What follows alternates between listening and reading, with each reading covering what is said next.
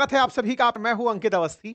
Donald Trump के साथ यार लोगों ने शादी में रूसे हुए फूफा वाला हाल कर दिया है। बेचारे नाराज थे कि हम साउथ अफ्रीका नहीं जाएंगे G20 में शामिल होने के लिए। इन्हें लगा ब्याह टल जाएगा, लेकिन नहीं। नमस्कार साथियों, स्वागत है आप सभी का। मैं हूं अंकित अवस्थी। डोनाल्ड ट्रंप के साथ यार लोगों ने शादी में रूसे हुए फूफा वाला हाल कर दिया है। बेचारे नाराज थे कि हम साउथ अफ्रीका नहीं जाएंगे G20 में शामिल होने के लिए। इन्हें लगा ब्याह टल जाएगा, लेकिन नहीं टला भाई साहब। उनके बिना भी G20 की बैठक हो गई। आपको याद होगा, दुनिया में इन दिनों इनको छोड़कर यानी अमेरिका को छोड़कर के, असल में ट्रंप जो है वो खुद को अमेरिका मानते हैं ना, तो अमेरिका को छोड़कर ही बात की जाए, अदरवाइज तो इतनी बेइज्जती नहीं करता कोई अमेरिका की। लेकिन अब ट्रंप रिप्रेजेंट कर रहे हैं कि मैं ही अमेरिका हूं। तो ऐसे में फिलहाल के लिए वो तस्वीरें आपको पुरानी वाली याद आई होंगी, जिस समय पहले ये तीन लोग मिले थे, जब बैठक के अंदर इन्होंने बुलाया था चाइना वालों ने इंडिया की तरफ से, जब हम गए थे, है ना। तो वो बैठक आपको याद होगी, जिसमें पुतिन भी थे, ट्रंप भी, शी जिनपिंग भी थे, मोदी जी भी थे। एक तस्वीर आपको याद होगी, जब एक बैठक के अंदर सब लोग चाइना के अंदर मुलाकात किए थे। उसके बाद में ये भाई साहब बोले थे कि हमने चाइना के सामने भारत और चीन को खो दिया है, भारत और रूस को खो दिया है। ट्रंप ने इसी तरह के एक और पब्लिक इवेंट की हाल ही में बायकॉट कर दी, और वो पब्लिक इवेंट था G20 की बैठक। जैसा कि आपको याद होगा, अपने देश में भी G20 की बैठक जब हुई थी, तब बाइडेन देश में आए थे। दुनिया भर के राष्ट्राध्यक्ष भारत पहुंचे थे, लेकिन उनकी उस समय की नाराजगी थी बाइडेन की कि भाई पुतिन नहीं आने चाहिए, क्योंकि यूक्रेन के साथ झगड़ा करके बैठे हैं। उनको बुला लोगे तो यार हमारी बेइज्जती हो जाएगी। तो इस चक्कर में बाइडेन आए थे, और पुतिन की जगह हमने उनके विदेश मंत्री सर्गेई लैवरोव को बुलाया था। इस बार ट्रंप हैं, और ट्रंप ने इस बार कहा कि मैं साउथ अफ्रीका में जो G20 बैठक हो रही है ना, मैं उसमें नहीं जाऊंगा। तो आपके सामने ये जो तस्वीर दिख रही है ना G20 बैठक की होते हुए, इन भाई साहब ने ये कहा था कि मैं G20 में पार्टिसिपेट ही नहीं करूंगा। एक बात तो ये होती है कि साहब पुतिन साहब तो उस समय आ नहीं पाए थे, सैंक्शंस लगे हुए थे। डर था कि ये सब लोग बिरत जाएंगे, इसलिए उनको नहीं बुलाया गया था। ये खुद से ही मना कर दिया, मैं नहीं आऊंगा। अब ये खुद से मना कर दिया तो होता ही है ना कि यार बॉस टाइप का जो आदमी वो मना कर दिया, अमेरिका लीडर है, वर्ल्ड पावर है, मना कर दिया कि हम नहीं आ रहे हैं। तो अब इनके पीछे छोटे भैया भी तो होंगे ना, बहुत सारे चुन्नू मुन्नू टाइप के, वो भी कहेंगे सर नहीं आ रहे तो हम भी नहीं आएंगे टाइप से। जैसे आपको यदि याद हो, तो भारत ने जब सार्क की बैठक का बायकॉट किया था, साउथ एसोसिएशन का जो बैठक थी, जिसमें हम पाकिस्तान के साथ बैठा करते थे, हमने उसका बायकॉट किया तो अफगानिस्तान ने भी किनारा कर लिया, और वो सार्क ही खत्म हो गया पाकिस्तान के चलते, नहीं करेंगे बात, तक जाओ। तो कुल मिलाकर के G20 के समय पर इनने कुछ वैसा ही रूप दिखाया कि मैं G20 की बैठक में नहीं आऊंगा, मैं बायकॉट करता हूं। बोले क्यों? बोले इसलिए क्योंकि साउथ अफ्रीका में हो रही है, और साउथ अफ्रीका वाले हमसे गलत बर्ताव करते हैं। अच्छा, ट्रंप से क्या गलत बर्ताव करते हैं? आपको याद होगा ना, मैंने इलॉन मस्क की कहानी बताई थी कि इलॉन मस्क साउथ अफ्रीका से ही आते हैं, और अंग्रेज आदमी हैं, तो असल मायने में गोरे हैं। आप ऐसे समझिए कि साउथ अफ्रीका का जो असली कलेश है वो रंग भेद का है। वहां पर रंग जो है, काला रंग और गोरा रंग, ये आपस में झगड़े का बड़ा कारण है। अब इलॉन मस्क देख के ही आपको गोरे दिखते हैं, तो श्वेतों के लिए बात ट्रंप की कान भर दिए थे उन्होंने कि साहब देखो, साउथ अफ्रीका में श्वेतों के साथ आजकल गलत हो रहा है। मतलब जिन अंग्रेजों ने कभी अश्वेतों के साथ बहुत बुरा किया था, आज वो ट्रंप से शरण मांग रहे हैं कि साहब हमारे साथ में बुरा हो रहा है, हमारी संपत्तियों को सिल रामफोसा जो है वो छीन छीन के खा रहे हैं। हालांकि मस्क जो है उनको अमेरिका की नागरिकता मिल चुकी है, लेकिन बाकियों के लिए वो झंडा उठाए हुए थे। तो ट्रंप ने उन्हीं के कहने पर इनसे, साउथ अफ्रीका से लड़ाई लड़ ली थी। बयानबाजी के अंदर आपको याद होगा, तो यही वो रामफोसा है। इन्होंने G20 बैठक बुलाई और हम पहुंच गए उसमें। अब तो ऐसा हो गया कि जहां ट्रंप आ रहे हैं वहां हम नहीं हो रहे, जहां हम हो रहे हैं वहां ट्रंप नहीं हो रहे। तो यहां पर आप तस्वीरें देख रहे हैं, तीन उन लोगों की, ये बिल्कुल वैसे ही तस्वीर है जैसे शी जिनपिंग, पुतिन और पीएम मोदी की थी। यहां पर पीएम मोदी जिन दो लोगों के साथ दिखाई दे रहे हैं, वो एकदम, मतलब एकदम अखंड विरोधी ट्रंप के हो रखे हैं। एक तरफ सिरिल रामफोसा है, दूसरी तरफ लूला है ब्राजील वाले, जो खुलेआम ट्रंप को बहुत बुरा बुरा कह चुके हैं। तो एक तरीके से अब ये साफ पता चल रहा है कि ट्रंप के विरोधी खेमे में लोग तिकड़ियों में आपस में मिल रहे हैं। और ये जो तिकड़ियां हैं, ये तस्वीरें बन जा रही हैं, साउथ अफ्रीका, ब्राजील और प्रधानमंत्री भारत के, ये सब आपस में बैठ करके बिल्कुल उसी तरह की केमिस्ट्री साझा करते हुए दिख रहे हैं, जैसे होता नहीं, बैक बिचिंग कर रहे हैं कि हम भी पीड़ित हैं यार, उससे अब क्या करें, चल बात कर लेते हैं, बिल्कुल वैसे ही। एक तस्वीर बड़ी आइकॉनिक यहां पर और निकल कर आई, और वो तस्वीर थी प्रधानमंत्री नरेंद्र मोदी की मार्क कार्नी के साथ होती हुई बातचीत। ऐसे ही एंथनी अल्बनीज के साथ होती हुई पीएम ऑस्ट्रेलिया के साथ बातचीत। इसमें इंटरेस्टिंग पार्ट क्या था, कनाडा के पीएम के साथ में प्रधानमंत्री की जो बातचीत थी, वो बहुत बड़ी सुर्खी बटोर गई। क्यों? क्योंकि आपको याद होगा ना, बाइडेन के प्यादे बने हुए घूमते थे ट्रूडो, और ट्रूडो ने भारत के साथ में खूब पंगे ले लिए। ऐसा लगने लगा था कि कनाडा ना हुआ बल्कि दुनिया की वर्ल्ड पावर हो गया। आए दिन कनाडा भारत के साथ बवाल के चलते सुर्खियों में बना रहता था। मतलब ट्रंप से पहले ट्रूडो हुआ करते थे कि ट्रे नाम वालों में कोई दिक्कत है, ट्रूडो चले गए, उसके बाद ट्रंप छाए हुए हैं। तो ट्रूडो के जाने के बाद में कनाडा के अंदर जो नए प्रधानमंत्री आए हैं, उनके साथ भारत की जो ये केमिस्ट्री है, ये अखबारों ने तुरंत पकड़ ली कि अरे चलो यार, कम से कम कुछ तो बढ़िया हो रहा है। एक और इंटरेस्टिंग बात हुई, इन भाई साहब ने वो जो हथौड़ा है ना, वो हथौड़ा पकड़ाना था, वो नहीं पकड़ाया। किसको नहीं पकड़ाया? असल मायने में क्या, G20 की अगले साल जो बैठक है वो अमेरिका के अंदर मियामी के अंदर है। वहां पर ट्रंप अध्यक्षता करेंगे, और ट्रंप ने इसकी, होता यह कि ये जो घंटा सा है ना, ये जो हथौड़ा सा है, इस हथौड़े को लेना होता है G20 के प्रेसिडेंसी से, अगले प्रेसिडेंट को ट्रांसफर करना होता है। अमेरिका की तरफ से कोई नहीं आया तो ये हथौड़ा खाली रह गया। तो आज कहानियां खूब सारी हैं, एक-एक करके सिलसिलेवार तरीके से सुना देते हैं आपको। आइए शुरू करते हैं। तो आपके सामने प्रधानमंत्री नरेंद्र मोदी की यात्रा है सबसे पहले, और सबसे पहली बात G20 से रुख करते हुए आगे बढ़ते हैं। G20 असल मायने में दुनिया की 85% जीडीपी को कंट्रोल करने वाले 20 देशों का एक समूह है, और उसके अंदर अर्जेंटीना, ऑस्ट्रेलिया, ब्राजील, अल्फाबेटिकली बता रहा हूं, Brazil, Canada, China, France, Germany, India, Indonesia, Italy, ये सारे देश शामिल हैं। ठीक है, इसमें अमेरिका भी शामिल है। और इन देशों को अगर नक्शे पर देखोगे तो लगता है कि सारा यही तो है, और कौन है, बाकी तो छोटू मोटू टाइप के हैं। अफ्रीका के अंदर भर के देश चले हुए हैं जिनको कोई G20 में ले ही नहीं रहा। क्यों? क्योंकि यहां पर खेला किस बात का है, 85% जीडीपी का है। हालांकि 2/3 पॉपुलेशन भी यही लोग रखते हैं।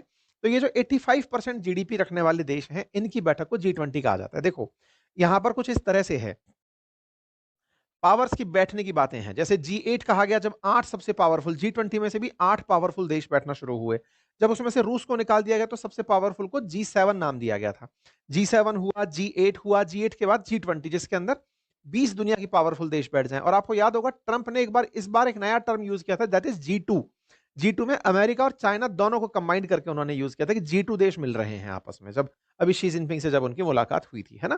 तो आप याद करिए, इंडोनेशिया की G20 बैठक आपको याद होगी, बाइडेन वाले कालखंड की, जब यूक्रेन की तरफ से बुलाया गया था जेलेंस्की को कि हम आएंगे और बोलेंगे। भारत ने मना किया था, हम जेलेंस्की को नहीं बुलाएंगे। इस कारण से हमने पुतिन को भी नहीं बुलाया था। जेलेंस्की को इनवाइट करने के लिए बहुत प्रेशर था हमारे ऊपर अमेरिका की तरफ से कि उसको बोलने के लिए बुलवाओ। फिर ब्राजील में हुई, ब्राजील के अंदर भी मतलब काफी नानुकुर हुई, लेकिन ब्राजील हमसे लेकर के वो गया था, मतलब अपना G20 की प्रेसिडेंसी का हथौड़ा लेके गया था। अब ब्राजील के बाद साउथ अफ्रीका में बैठक थी ये 2025 वाली। जनरली नवंबर दिसंबर में ही ये G20 की बैठक होती है हर साल, जहां वर्ल्ड के ये टॉप इकोनॉमीज के, टॉप पावरफुल कंट्रीज के लीडर्स आपस में मुलाकात करते हैं। इस बात का उद्देश्य था सॉलिडरिटी, इक्वालिटी और सस्टेनेबिलिटी, इसके लिए इस बार की मीटिंग थी। एजेंडा रखा गया था गरीबी, बेरोजगारी से मिटने का, आईएमएफ, वर्ल्ड बैंक जैसी संस्थाओं में सुधार का। ये कुछ कॉमन मुद्दे रखते हैं दुनिया के लिए जो जरूरी है, जैसे पर्यावरण से संबंधित, यूएन के 2030 के एजेंडे से संबंधित, अफ्रीकी देशों की डिजिटल ट्रांसफॉर्मेशन कैसे लेकर आए, सस्टेनेबल एग्रीकल्चर और पोषण कैसे लेकर आए, इन मुद्दों को लेकर के इस बार की G20 की बैठक हो रही थी। ठीक है, प्रधानमंत्री मोदी जाते हैं 21 नवंबर को, तो तस्वीरें बाहर आती हैं कि साहब मैं जा रहा हूं। प्रधानमंत्री के जाने की जो जानकारी है वो मीडिया के अंदर आती है। प्रधानमंत्री जब पहुंचते हैं, सोशल मीडिया से अपडेट आता है, तस्वीरें जाहिर होती हैं। तस्वीरों में प्रधानमंत्री का स्वागत होता है, रेड कार्पेट वेलकम होता है, पारंपरिक तरीके से प्रधानमंत्री का यहाँ पर अभिवादन होता है। इसके बाद में एक वीडियो निकल कर आता है जिसमें प्रधानमंत्री अक्सर जब कहीं जाते हैं तो उसके बारे में बताते हैं कि यहाँ कैसा रहा, क्या रहा। तो ये तस्वीर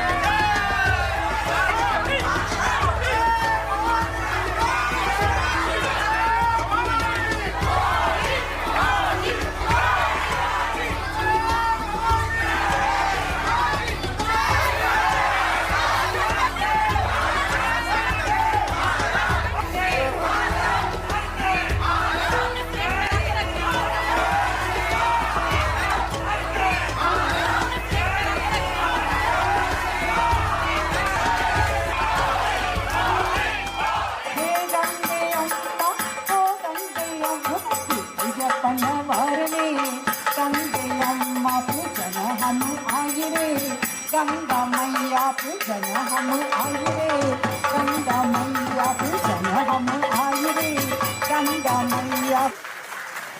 ये माँ गंगा के आशीर्वाद बने रहे आप पर। प्रधानमंत्री यहाँ पर आए हैं तो फिर अपने साथियों से, समकक्षों से जिनसे भी मुलाकात होती है, उनकी तस्वीरें धीरे-धीरे करके आने लगती है। प्रधानमंत्री अपनी तरफ से बताने लगते हैं किन-किन से मुलाकात हो रही है। रामाफोसा के साथ में इनकी जो केमिस्ट्री है वो देखते ही बन रही है। मतलब ऐसा लग रहा है कि रामफोसा बस इन्हीं का इंतज़ार कर रहे थे और आपस में सब लोग यही कह रहे हैं कि अच्छा वो वाले फूफा जी नहीं आए क्या? बोले नहीं आए। बोले बहुत अच्छा हुआ यार, मतलब मज़ा ही आ गया यार, तुम उनके बिना भी कर लेगा यार, ये तो बहुत बड़ी बात है। ट्रम्प मना किया था ना आने की, बोले हाँ। तो बिल्कुल बड़े स्केल पर ये आयोजित किया गया और इसमें मैक्सिमम जो वर्ल्ड लीडर्स थे वो यहाँ पर पहुंचे। यहाँ पर साउथ अफ्रीका के राष्ट्रपति ने उद्घाटन भाषण दिया। उन्होंने बताया कि साउथ अफ्रीका की वो क्या है, प्रायोरिटीज क्या हैं। कुछ और देश के राष्ट्रपति जैसे अर्जेंटीना, नाइजीरिया, मेक्सिको, इनके राष्ट्रपति भी नहीं आए। इनकी अपनी-अपनी परेशानियां चल रही हैं। लेकिन चीन के राष्ट्रपति और रूस के राष्ट्रपति भी यहाँ पर नहीं आए थे। अब इसको उल्टे में कह सकते हैं कि ट्रंप शायद इसलिए भी नहीं आए कि वो चीन वाले भी नहीं आ रहे हैं, रूस वाले भी नहीं आ रहे, तो मैं जाकर के इस छोटे फंक्शन में क्या करूंगा। कारण जो भी हो, कुल मिलाकर के बायकॉट इन्होंने किया था।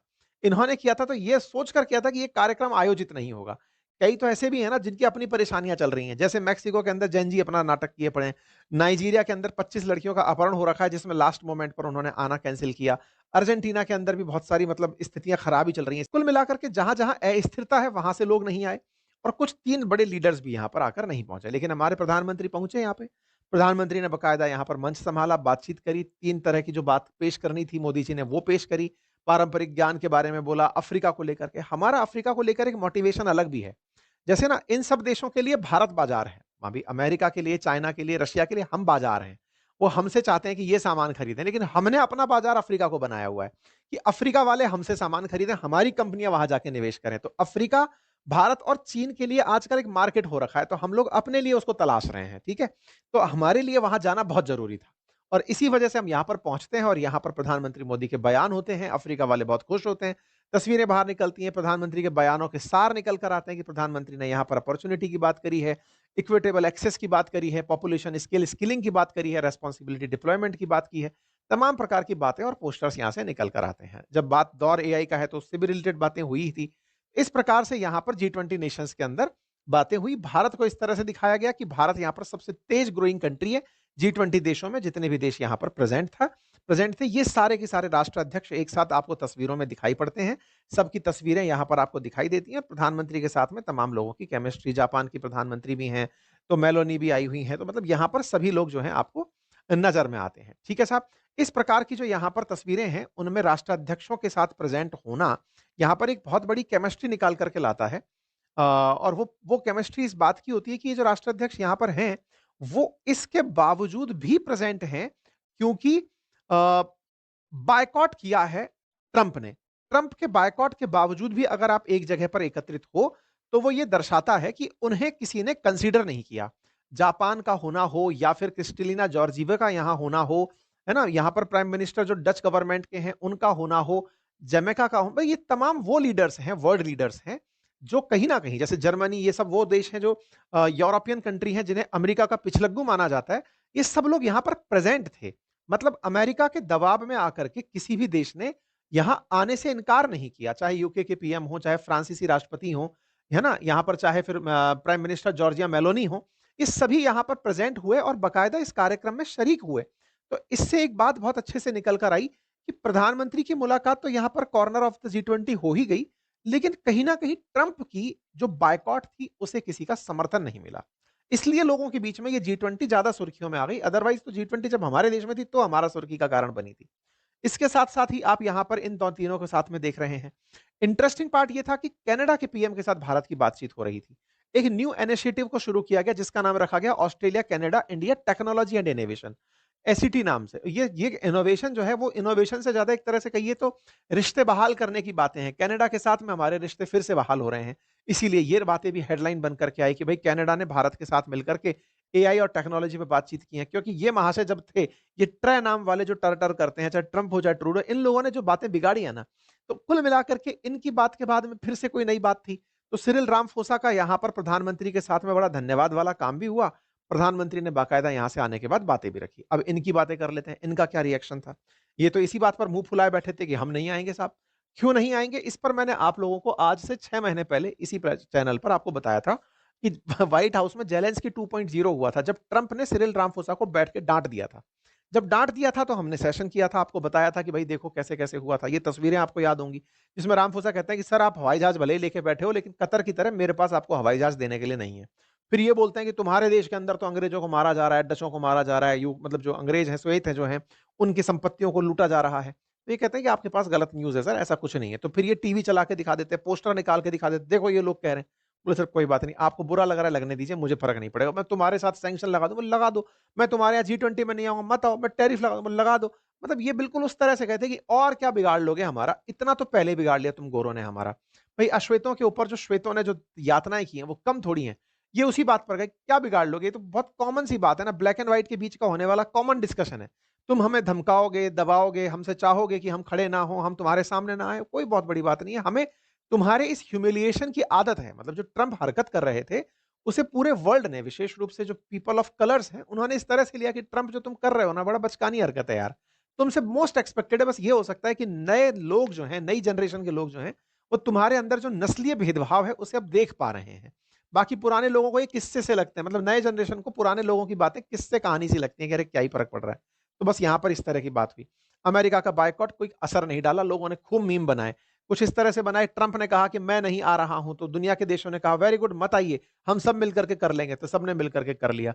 लोग दिखा रहे थे कि ट्रंप तुम्हें लगा था जी20 की बैठक नहीं होगी, देखो आँख खोल करके जी20 की बैठक बढ़िया से हो गई है। तो साउथ अफ्रीका ने कुल मिलाकर के वो कर दिखाया कि ट्रंप के बिना भी उसने वो कार्यक्रम आयोजित करा दिया। जनरली क्या होता है, जब कोई बड़ा लीडर नहीं आता तो उसके पिछलग्गू लोग डरते हैं कि भाई इस पूरे-पूरे जी20 के एजेंडा को पास कराना है। अब मतलब जी20 के अंदर कुछ विचारधारा लेकर के बैठक आयोजित हुई है, तो फाइनली एक बाहर डिक्लेरेशन निकल के आता है जिसको अडॉप्ट कराना ज़रूरी होता है। कई बार अडॉप्शन के बिना चीज़ें अटक जाती हैं कि भई मैं जो बोल रहा हूँ, क्या आप भी वही बोल रहे हो? तो कई बार कंसेंसस नहीं बन पाते। ऐसे में जी20 का वो फाइनल डिक्लेरेशन भी अडॉप्ट कर लिया गया। तो ये भी ट्रंप के लिए एक बहुत बड़ी हार के रूप में देखा गया। तो इसका अमेरिका के बिना अडॉप्ट हो जाना, ये वो दर्शाता है कि तुम नहीं भी आए तो क्या ही फ़र्क पड़ गया यार। तुम्हारे बिना भी दुनिया है, बस तुम्हें ही यही बात बतानी है। इसके बाद में सेरेमनी होती है जिसके अंदर आपने देखा होगा कि भारत से जब ब्राज़ील वाले इस घंटे को अपने साथ लेकर के गए थे, ये सेरेमनी आपको याद होगी। फिर ब्राज़ील ने साउथ अफ्रीका को जब दिया था तो वो एक सेरेमनी थी जो यादगार थी। लेकिन इस बार ये सेरेमनी नहीं हो पाई। ये गवेल नाम से कहलाता है, ये जो हथौड़ा है ना, ये अगला जो देश प्रेसिडेंसी करने वाला होता है, जैसे अगली बार अमेरिका में होनी है ये बैठक जी20 की, तो राष्ट्रपति ट्रंप यहाँ होते तो वो यहाँ पर ये गवेल नाम का जो ये हथौड़ा है ये लेते और इस तरह से जी20 की परिपाटी बरकरार रह जाती। लेकिन साहब जी20 के लिए अमेरिकी राष्ट्रपति प्रेजेंट नहीं हुए और जब नहीं हुए तो यहाँ पर रामफोसा ने वो डब्बा अपने साथ ही रख लिया। I now say that this gavel of this G20 summit formally closes this summit and now moves on to the next president of the G20, which is the United States, where we shall see each other again next year. The summit is therefore closed. हमने office में रख लिया है अपने पास हथौड़ा, America को चाहिए हो तो ले जाए, नहीं तो नया बनवा ले, वो तो बात ऐसी है। तो जी20 की प्रेसिडेंसी का जो ये गवेल है ना, ये अमेरिका तक नहीं पहुंचा। ये बात फिर से एक हेडलाइन बन गई कि यार अमेरिका की कोई इतनी बेइज्जती करता है क्या? मतलब राष्ट्रपति से पूछा जा रहा है, मतलब लोग कह रहे हैं कि यार उसके एम्बेसडर को ही बुला के दे दिए होते, तो वो कह रहे हैं कि अपना एम्बेसडर ही भेज दिए होते और किसी को नहीं भेजे होते। ये वो वाली बात है ना, फूफा जी नाराज है, कोई बात नहीं, घर के छोटे बच्चे को ही भेज दिए होते कि जा भाई फंक्शन ज्वाइन कर ले, तो वो भी नहीं करवा पाए हो। तो कुछ इस तरह से यहाँ पर बड़ा रूसा मटकी का नाटक रहा। ट्रंप की तरफ से कोई बयान आया क्या? व्हाइट हाउस की तरफ से आया क्या? तो उन्होंने कहा कि हाँ, बिल्कुल ये गलत हुआ है। साउथ अफ्रीका में इतनी दिक्कतें हो रही हैं, फिर भी ये सब लोग इस तरह से काम कर जा रहे हैं। पर कुछ भी हो, कुल मिलाकर के दुनिया ने एक नई राह, एक नया अल्टरनेटिव जो प्रेज़ेंट किया इस मीटिंग के माध्यम से, वो सबके बीच में चर्चा का विषय है।